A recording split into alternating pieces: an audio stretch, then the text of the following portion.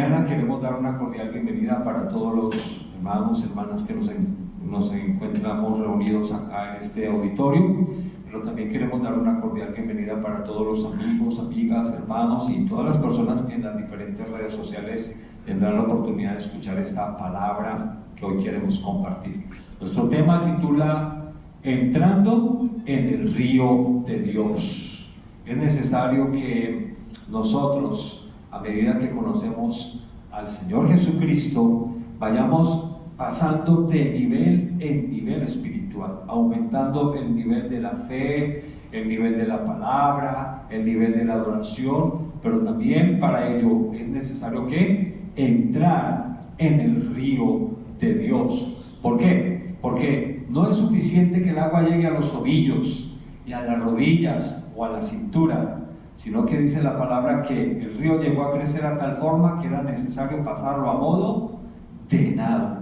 Pero ¿cómo nos damos cuenta que estamos en la capacidad de nadar si no entramos en el río, verdad? Es muy importante tener en cuenta esto.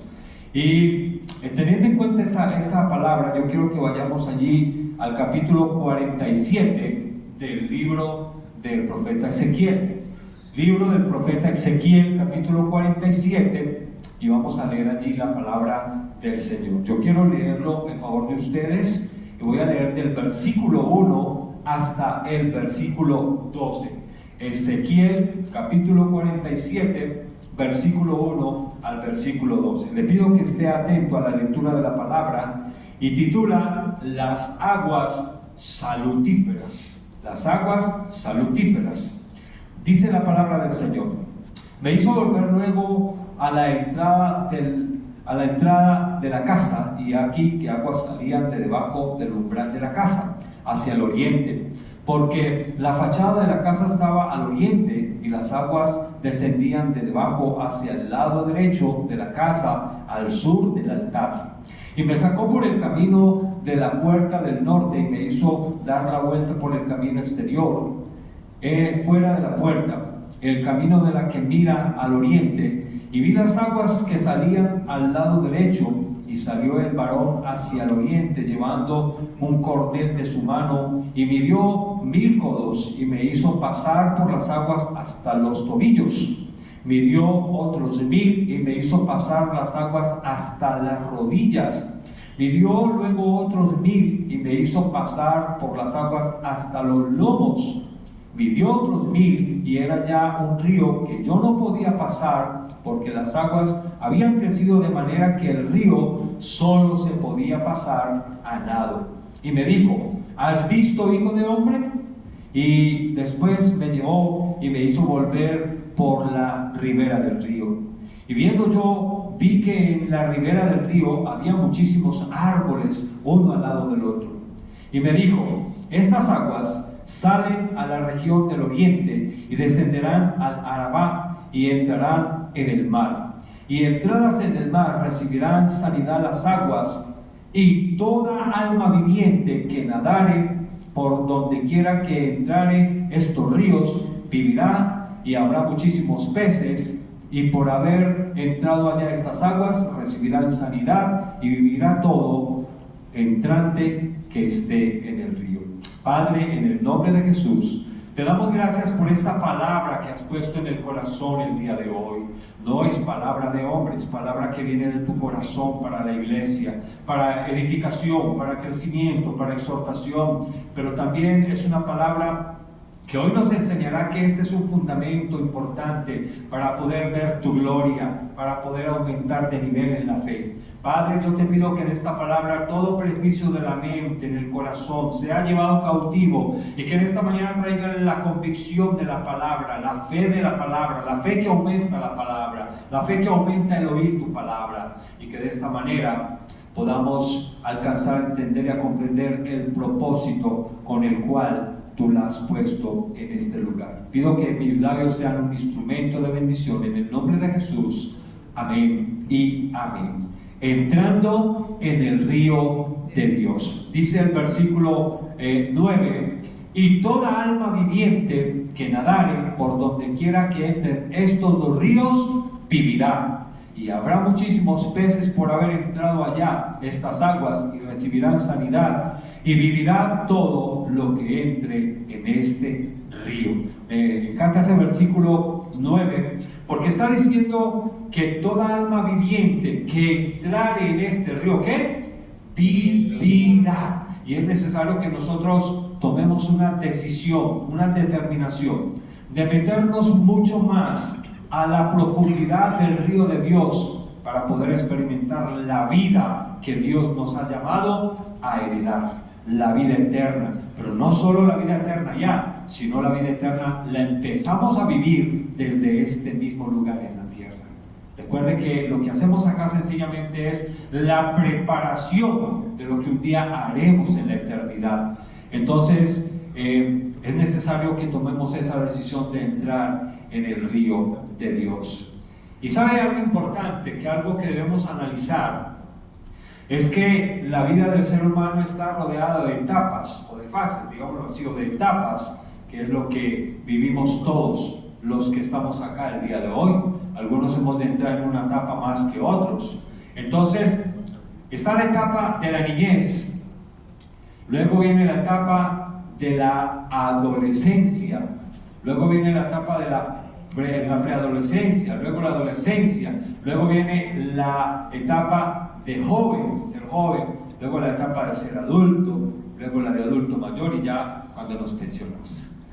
¿Cierto?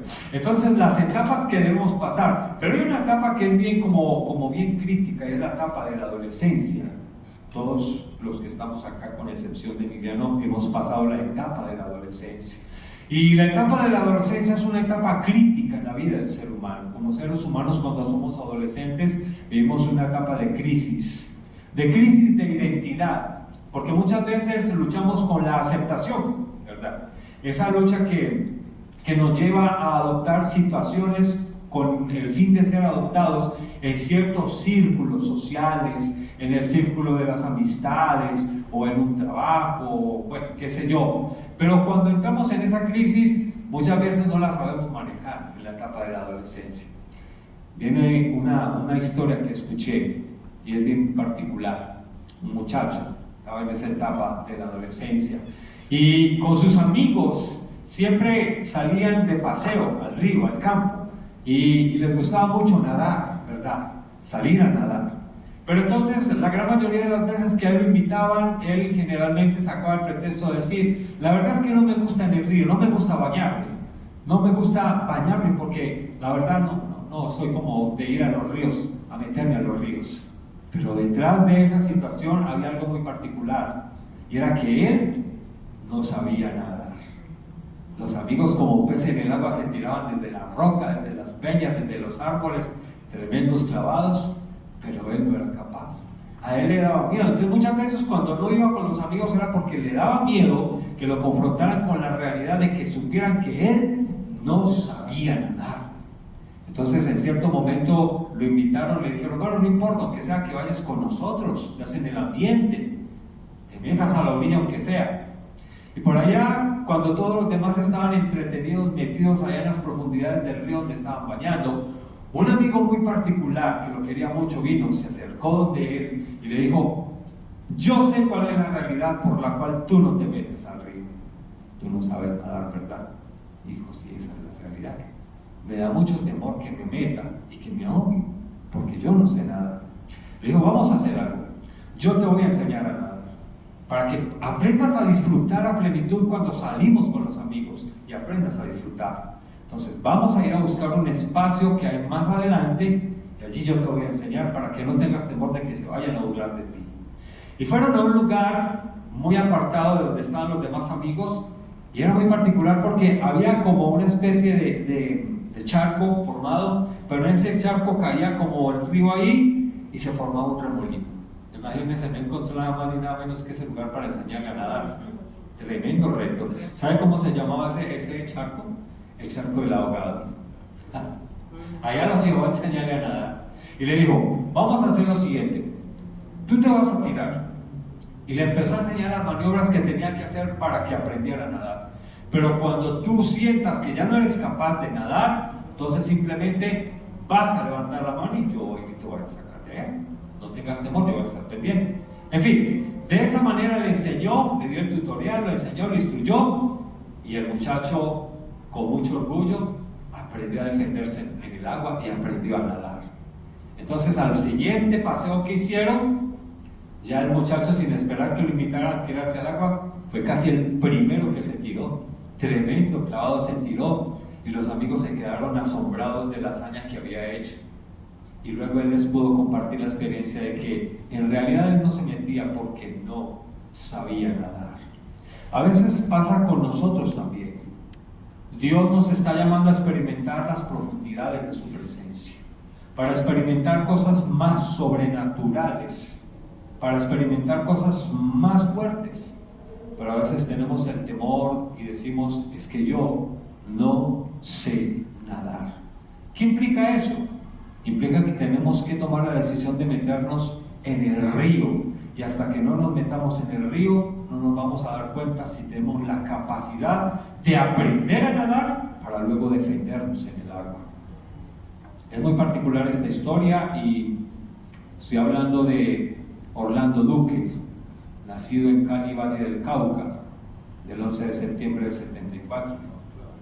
Es un clavadista colombiano, primer campeón mundial de salto a gran altura. Usted lo ha escuchado en las noticias. Es un personaje, un hombre que le ha dado glorias a Colombia en el deporte. Y hoy en día ese hombre experimenta las alturas más fuertes a nivel mundial. Es un hombre prominente. Estoy hablando de este personaje.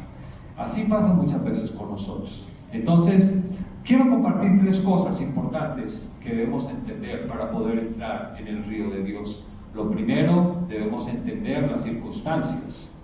Lo primero que hay que entender para poder tomar la decisión de entrar en el río de Dios es que debemos aprender a ¿qué? A entender las circunstancias. En la vida del ser humano pasamos por diversas circunstancias todo el tiempo. Problemas, dificultades, enfermedades, escasez, separaciones, divorcios, la quiebra de una empresa, se cierra un negocio, cualquier cantidad de cosas. Las circunstancias que son las que rodean la vida del ser humano diario. Lo segundo que quiero que entendamos es también que una vez entendemos las circunstancias, es que debemos aprender a vencer ¿qué? Los obstáculos que la vida nos presenta. Yo creo que a diario se presentan obstáculos. Hoy teníamos un obstáculo al llegar a este lugar. Llegamos y cuando creímos que íbamos a encontrar la puerta abierta para organizar nuestra reunión, nos llevamos una noticia muy diferente, pero bueno, ahí vamos para adelante, porque hasta este mismo momento sorteando circunstancias. Y lo tercero es que una vez que hemos entendido las circunstancias y hemos vencido los obstáculos, debemos entender que debemos derribar los argumentos que a veces se presentan en nuestra mente y en nuestro corazón que nos impiden avanzar. Entonces, lo primero que debemos entender es que debemos entender las circunstancias. No hay mal que por bien no venga, dice el común denominador. La palabra de Dios lo dice de manera diferente cuando lo plantea en la palabra diciendo: y sabemos que a los que amamos a Dios, todas las cosas nos ayudan para bien. Esto es, a los que conforme a su propósito hemos sido llamados. Solamente los que estamos en Cristo, caminamos con Él y vivimos de acuerdo a la palabra, entendemos que detrás de cada circunstancia siempre habrá un ¿para qué?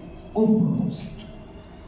Ya ahora no nos movemos bajo las circunstancias, ni que de pronto, ni que si de pronto será posible, porque entendemos que aún en la más mínima adversidad, Dios siempre tendrá un propósito con cada situación.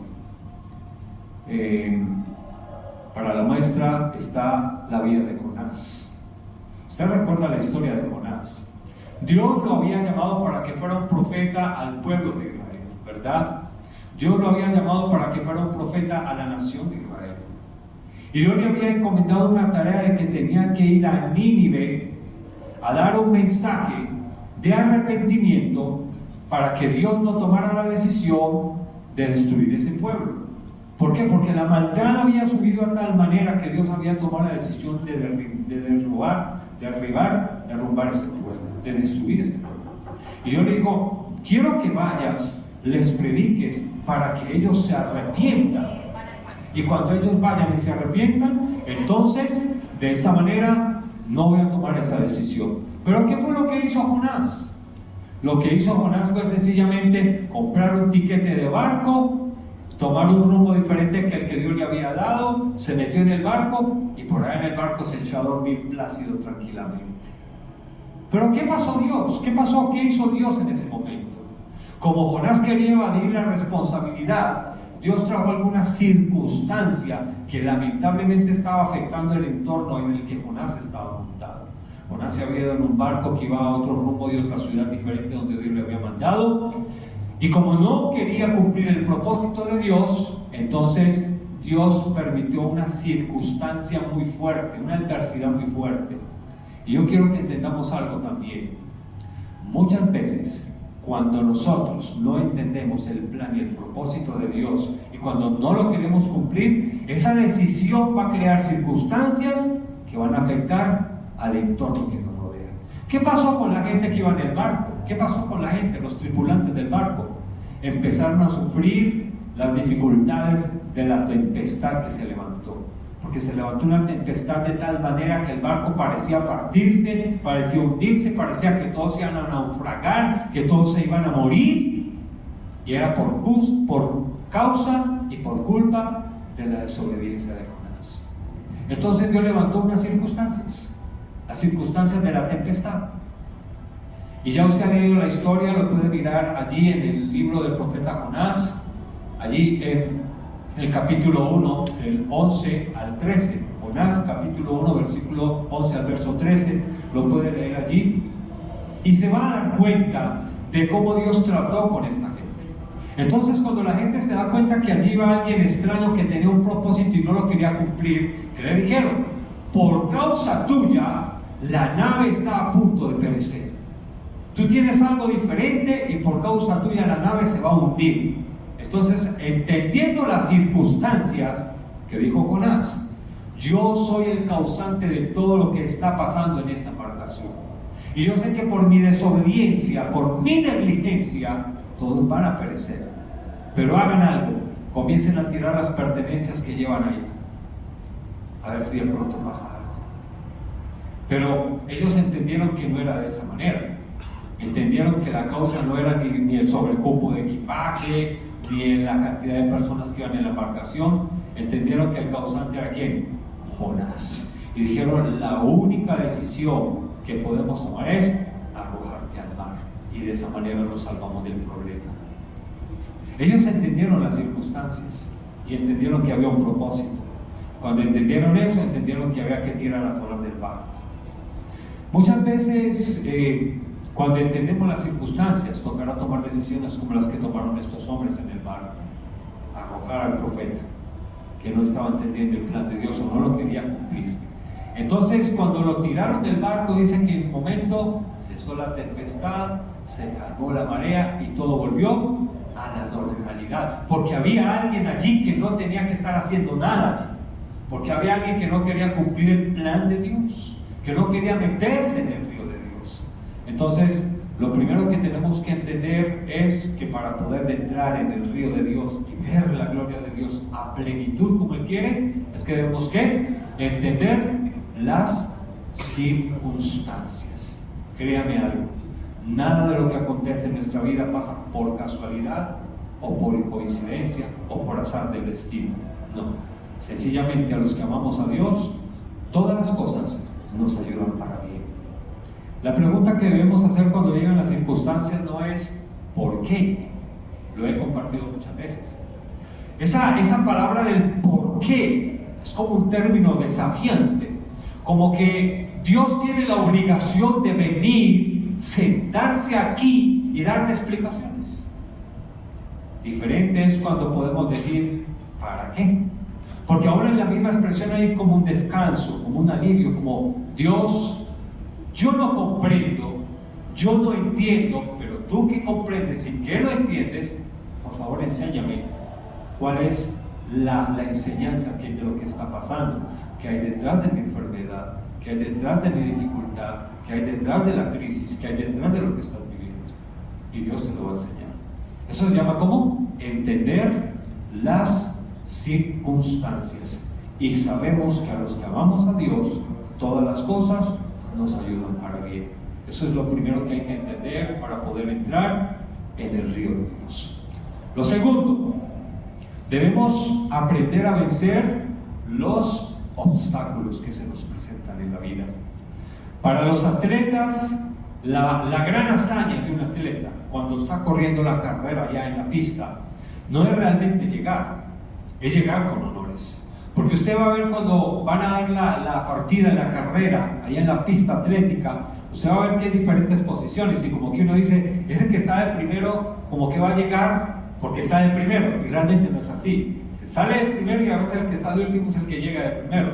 Pero la verdadera hazaña del atleta no es siquiera llegar a la meta, aunque llegue a la meta de primero, es llegar con honores. Porque usted ha visto que en la pista hay algo que llaman los obstáculos, ¿sí o qué? Y cuando los obstáculos están allí en la pista, muchas veces un atleta que no se ha adiestrado bien para saltar los obstáculos puede ser eliminado de la carrera o se puede caer, así de sencillo, y eso le va a robar ventaja para alcanzar a llegar. Yo no sé si ustedes habían visto esas carreras, yo las he visto, y uno ve como un atleta va saltando y tumbando vallas y tumbando vallas y tumbando vallas, y bueno, sí, llegó allá y llegó de primero, pero el mérito realmente es ¿cuál? Haber podido sortear los obstáculos sin derribarlos. Eso es lo que Dios quiere enseñarnos también a nosotros, que en la vida no solo van a haber circunstancias, sino que detrás de esas circunstancias vienen los obstáculos. Los obstáculos no quieren decir que no podemos, que no somos capaces, que no somos las personas. Los obstáculos son oportunidades. Y algo que me encanta de la cultura oriental es que para los orientales fracaso o crisis significa oportunidad. Es la mejor forma de volverlo a intentar, la mejor manera de demostrarse que sí se es capaz. Entonces, algo que podemos mirar también como ejemplo, lo encontramos allí en San Lucas capítulo 8, versículo 43 al 48. Y estamos hablando de la historia de la mujer del flujo de sangre. La han leído, la han escuchado, la han predicado muchas veces. Nos damos cuenta como una mujer que padecía de un flujo de sangre que no era normal en esa mujer esa enfermedad, era algo fuera de lo común y corriente. Pero llegó el momento en que ella dijo, yo sé que si tan solo tocare el borde del manto de mi Señor, entonces yo sé que quedaría sana. Ella no dijo de pronto quedaría sana, ella no dijo a lo mejor de pronto quizá quedaría sana.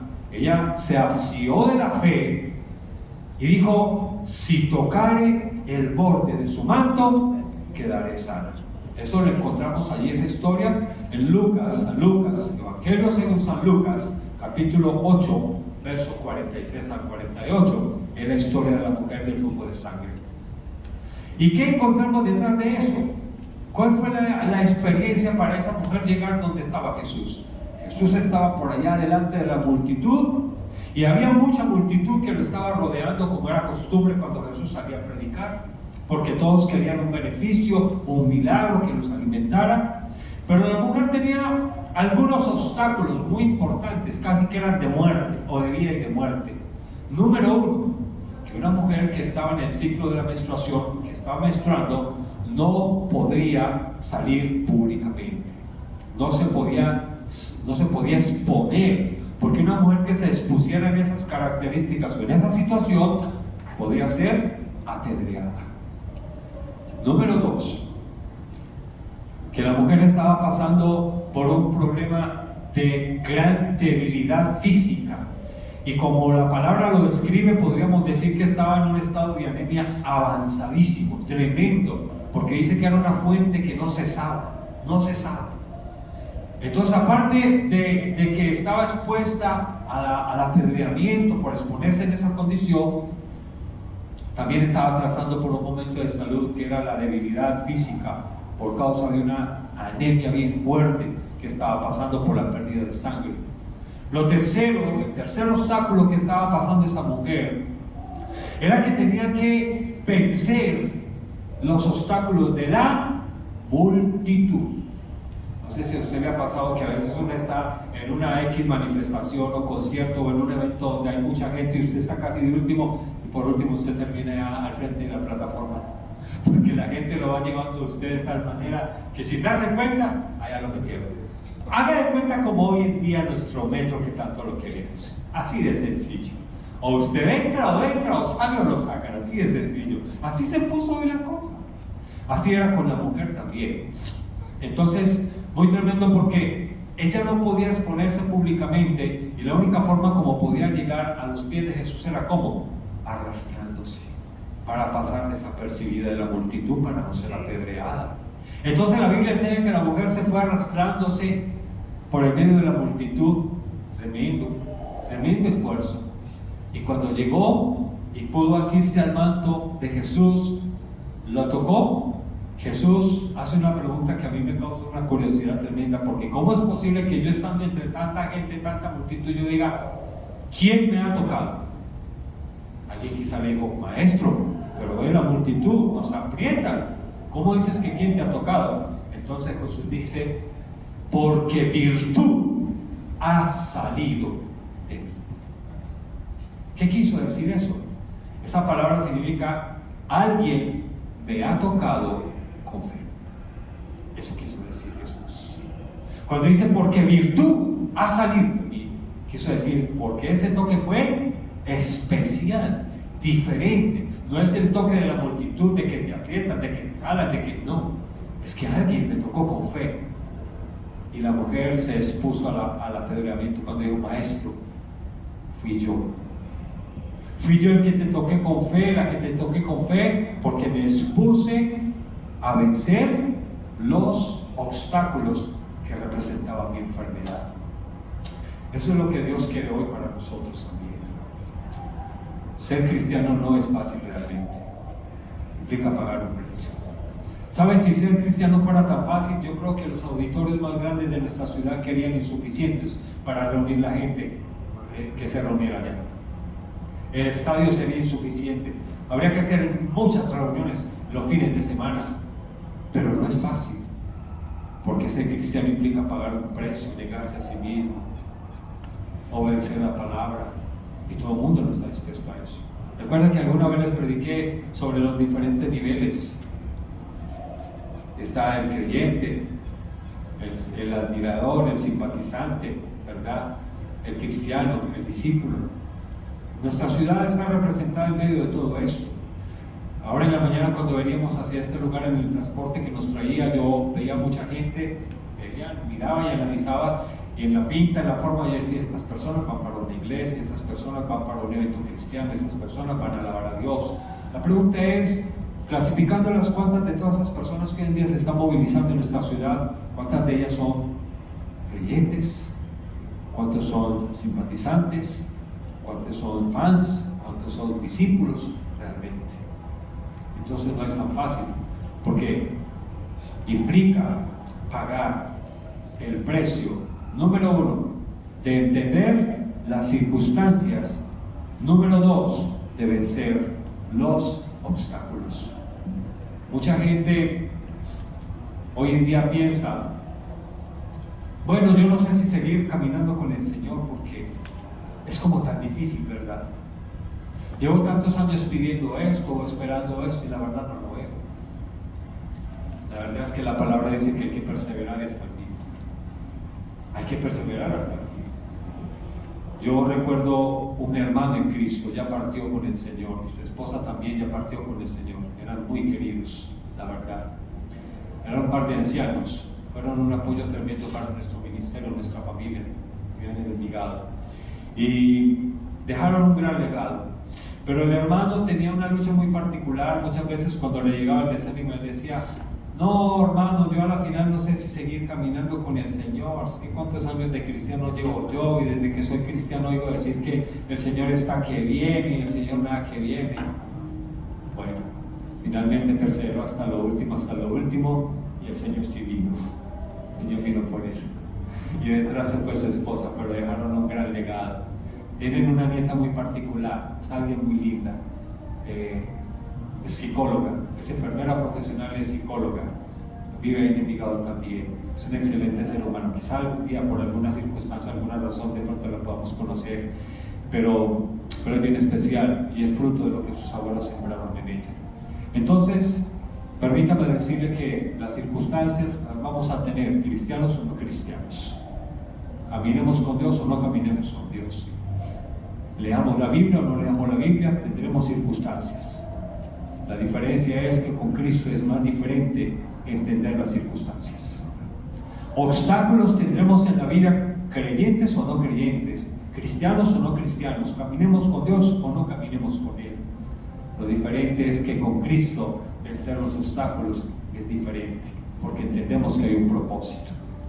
Y lo tercero, para poder entrar en el río de Dios, es que debemos derribar los argumentos. Y los argumentos están acá, en la mente. Y a veces los argumentos nos quieren hacer creer que no somos capaces, que no podemos, que no somos la persona indicada, que quién soy yo para hacerlo, que a lo mejor Dios tiene a alguien que es mejor que yo. Eso se llama ¿qué? Argumentos. Ahora, ¿cuántos creen que todos los días tenemos argumentos? Todos los días, en el trabajo, en la casa, en el colegio, en la universidad, en el negocio, donde quiera que vamos, tenemos miles de argumentos, pero necesitamos aprender a ¿qué? A derribarlos para poder entender el propósito de Dios. Y hay algo muy particular. Usted conoce la historia del rey Naamán. ¿La recuerdan?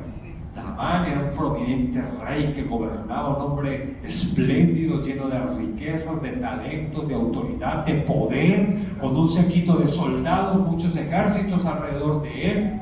Tenían todas las cosas como para decir, no tengo que ir a hacer filas, por decirlo así. Entonces me impacta la historia de este hombre porque este hombre cayó con una enfermedad, como una especie de cáncer en la piel llamada la lepra, ¿la recuerdan? Naamán. Cayó sobre él una enfermedad terrible sobre la piel, se volvió leproso. Entonces Naamán había escuchado que había un profeta, que era el profeta ¿qué? Elías. Entonces él dice, he escuchado que hay un profeta, hombre de Dios, que tiene autoridad, y yo sé que si ese hombre me habla, o me toca, o le pide a Dios por mí, yo sé que mi enfermedad puede desaparecer. Entonces, ¿qué hizo Naamán? Cuando Naamán escuchó sobre el profeta, dijo, necesito que me pidan una cita con el profeta. Pídanme una cita con él, porque yo quiero que el hombre, yo sé, es más, estoy seguro que si lo llaman a pedirle cita no va a decir, venga por un leito que yo lo atiendo. Así como cuando usted pierde la cita y le dicen, venga por un leito que no me lo atendemos. Entonces Naamán empieza esa tremenda lucha de las circunstancias, pero también los obstáculos, y ahorita ¿qué? Derribar los argumentos. Cuando Naamán va donde el profeta, está esperando que lo manden a llamar a la sala, y el profeta le dice, mira, afuera está Naamán, el rey, el gobernador. Entonces él viene para que tú lo atiendas, porque él tiene fe de que tú lo vas a atender y que el problema de él va a poder ser solucionado. Cuando el profeta escuchó sobre esto, allí viene una tremenda confrontación para Naamán y le dice al sirviente, dice, ve donde Naamán, ni siquiera lo mandó a entrar, dice, ve donde Naamán y dile que se sumerja 7 veces en el río y que con eso es suficiente. Entonces, ¿cómo recibió Naamán la noticia? No la recibió con mucho agrado, quizás se enojó, quizás se enfureció. Estoy interpretando lo que pudo haber pasado en el corazón, la mente de Naamán, porque él diría, ¿quién se está creyendo? Que porque es profeta de Dios, yo soy el rey, tengo toda la autoridad, él se mueve en esta ciudad porque yo tengo la autoridad. ¿Cómo es que no me va a mandar a llamar tan siquiera la descortesía de no mandarme a llamar y atenderme? ¿Cómo se le ocurre mandar a un mensajero a decirle, métase 7 veces en un río? Entonces empezaron los argumentos. Soy el rey, tengo la autoridad, tengo el poder, soy el que gobierna, soy el que manda. Empezaron todos los argumentos. Y no solo eso, sino que ahorita luego viene y dice, vaya y métase al río Medellín, allá donde desemboca el río Medellín. Se va a meter 7 veces, se va a sumergir, y con eso es suficiente. Y empieza esa tremenda lucha en la mente de este hombre. Me ha pasado cuando voy en el metro o cuando voy en otro transporte. Me ha pasado muy particular ver los amiguitos que son de la calle, que están en condición de calle, que viven ahí cerca, o muchos van allá a lavar sus ropas o a bañarse también, y lo único que eso me produce es una oración, decirle: Señor, ten misericordia, y aunque estén haciendo esa actividad de lavar sus ropas con esas aguas o bañarse allí, que eso no les vaya a causar enfermedades. Entonces sería como la misma lucha de Naamán. ¿Qué pensaría ese hombre con eso? Pero Naamán pudo derribar esos argumentos y hizo lo que el profeta le dijo, y a la séptima vez, vaya sorpresa, su piel había sido mudada como la piel de un bebé recién nacido. Entonces entendió que detrás de cada circunstancia hay un propósito, que seguido de las circunstancias había que vencer los obstáculos, y que detrás de los obstáculos había que sortear y derribar los argumentos. 3 fundamentos importantes para adentrar en el río de Dios. Cuando nosotros alcanzamos a entender esas 3 cosas, vamos a podernos desafiar a nosotros mismos a decir: este año será mi año, y este año quiero hacer esto porque Dios lo dijo, y si Dios lo dijo, Dios lo hace. Y algo que aprendí hace muchos años y que este año lo he determinado es si Dios me da la capacidad de soñar, es porque también me da la capacidad de hacerlo realidad. Así de sencillo. Dios no te va a permitir soñar con algo o con alguien o con algo particular si no te va a dar la capacidad de adquirirlo. Así de sencillo. Entonces, entendiendo esas 3 cosas, entendemos que Dios nos está llamando a un nivel diferente. Cuando empezamos a leer capítulo 47, desde el versículo 1, entendiendo allí el título que es las aguas salutíferas o las aguas saludables, Dios nos está llamando a experimentar cada día un nivel de fe superior. Eso es lo que Dios nos está llamando, a experimentar un nivel superior. De que si tú orabas por un enfermo de dolor de cabeza, entonces mañana puedas atreverte a orar por un enfermo de cáncer. Que si tú oraste por un enfermo de cáncer, te puedas atrever a orar por un paralítico para que Dios haga el milagro. Pero ¿cuándo sucede esto?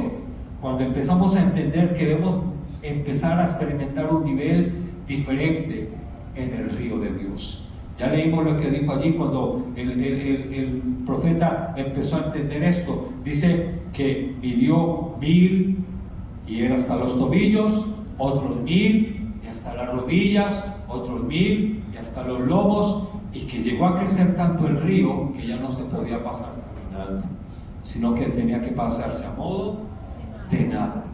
Y la única forma como podemos entender si somos capaces es de entrando en el río de Dios. Yo no sé qué cosas estás esperando para este año en tu vida, qué estoy esperando para este año en mi vida, pero lo único que quiero decirte es que Dios quiere que tu vida pase de nivel, que tú experimentes un nivel diferente, pero que esto implica tomar una determinación, y no todos los días se toman determinaciones. Sí, decisiones sí, pero no determinaciones. Entonces,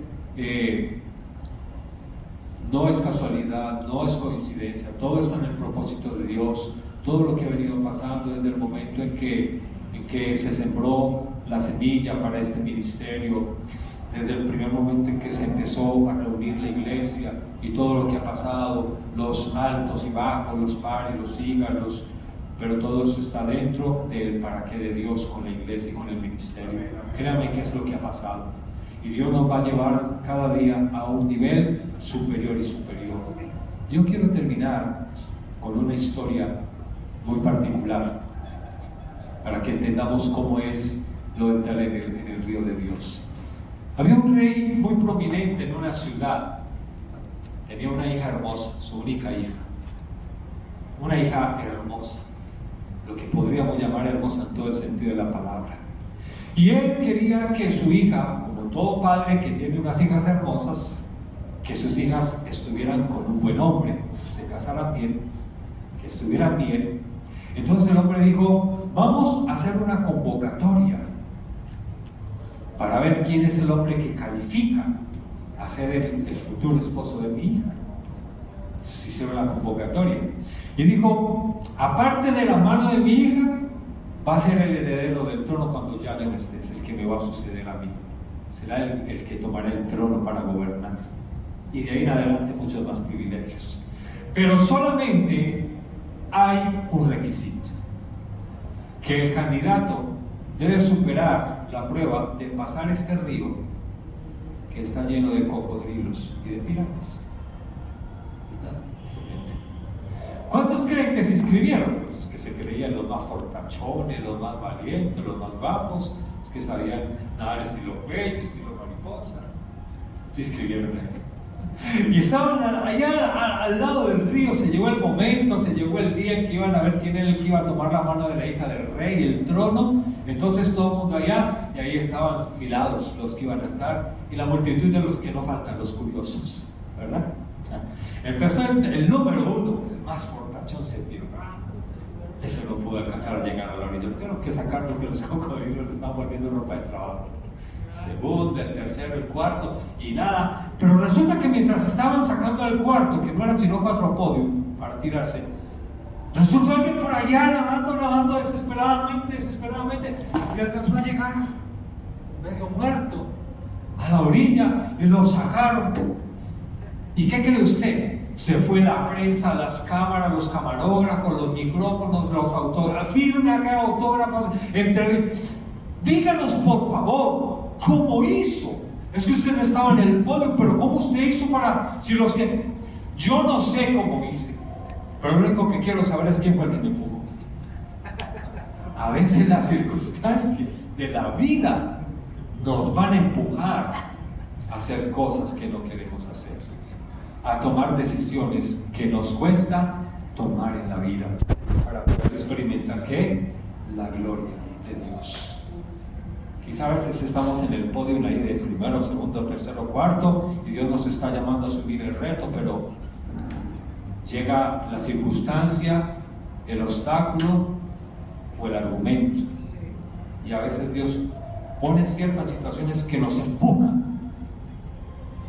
O nos morimos, nos salvamos. Pero está en tu corazón la decisión. Colócate en pie. Padre, en el nombre de Jesús, te damos gracias en esta mañana por esta palabra que hemos meditado, reflexionado. Hemos una palabra que hemos compartido con el fin de animarnos, de motivarnos, con el fin de poder entender que tú hoy, en este nuevo año que hemos empezado, nos has estado hablando de quemar la barca, de pasar al otro lado, de aumentar el nivel, y hoy nos está llamando a entrar en el río contigo. Tal como lo hiciste con el profeta cuando el ángel lo llevó, y dice la palabra que midiendo de codos en codos lo llevó hasta el punto en que ya no podía pasar caminando el río, sino que tenía que pasarlo a modo de nado. Y es allí donde implica la fe, donde llega la fe, el poder entender que solamente de tu mano lo podemos lograr, que no es en mi fuerza, no es en mi capacidad, no es en mi intelecto, en mi conocimiento, en mi sabiduría, en mis habilidades, no, es de tu mano, porque escrito está que separados de ti, nada podemos hacer. Padre, tú has querido esta palabra para la iglesia el día de hoy. Un día no la vas a demandar. Un día nos vas a preguntar por qué nunca te atreviste, por qué nunca lo creíste, por qué no lo experimentaste, por qué no diste el paso, no tomaste la decisión. Si un día te enseñé que quería que aumentaras el nivel, que entraras en el río, ¿por qué no derribaste los argumentos, no venciste los obstáculos, por qué no entendiste las circunstancias? Si yo te di una palabra, Padre, solo tú conoces el corazón de la iglesia, la mente de la iglesia, los pensamientos de la iglesia. Tú sabes lo que hoy estamos experimentando en nuestra vida personal, en nuestra vida familiar, en nuestra vida profesional, laboral, ministerial. pero lo único que yo sí sé es que tú quieres llevarnos a un nivel diferente, a experimentar tu gloria, a ver tu gloria de una manera más sobrenatural de lo que lo hemos visto. Quizá natural es que un dolor de cabeza lo quite una pastilla, pero también la oración, pero sobrenatural. No conozco una pastilla para quitar una parálisis, un cáncer, una enfermedad terminal, pero tú sí lo tienes, porque eso solamente lo experimentamos cuando entramos en el río contigo. Padre, que a partir de hoy, por lo menos comencemos a dar el paso de tener el agua en los tobillos, pero que empezamos a dar el paso y que el día de mañana ya no sea en los tobillos sino en las rodillas, pero que también lo experimentemos de que no sea solo ahí sino en la cintura, en los lomos, hasta que podamos decir, ahora sé lo que es vivir en la gloria de Dios. Padre, yo bendigo la iglesia en esta mañana, la iglesia en el mundo entero, porque sé que esta palabra el día de mañana de manera diferente puede llegar al corazón de la iglesia, y que la iglesia es una iglesia que se mueva en lo sobrenatural. Yo bendigo la iglesia representada en este remanente, en este lugar, Casa de Honra Local, Casa de Honra México, el ministerio de nuestro pastor Andrés Cañón, ministerio del pastor Raúl Hernández, mi ministerio, el liderazgo de todos los que hoy nos acompañan.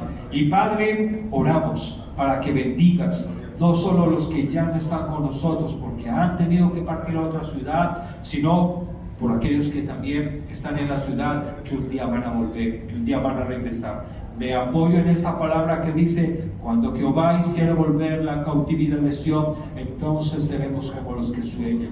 Nuestra boca se llenará de risa, nuestros labios de alabanza, y dirán aquellas grandes cosas a ellos el Señor. Padre, bendigo el inicio de esta semana. Te hemos dado la primicia de nuestro tiempo el día de hoy, y ahora te pedimos que bendigas las actividades que realizaremos dentro de ella, el trabajo, el estudio, los negocios, la actividad laboral, la actividad en el hogar, las citas médicas, los compromisos. Que no demos un paso a la derecha ni a la izquierda si tú no estás con nosotros. Guarda la iglesia del mal, del peligro, de la enfermedad, de la muerte, del fracaso, y que esta sea una semana bendecida para bendecir donde quiera que estemos. En el nombre de Jesús. Amén y amén.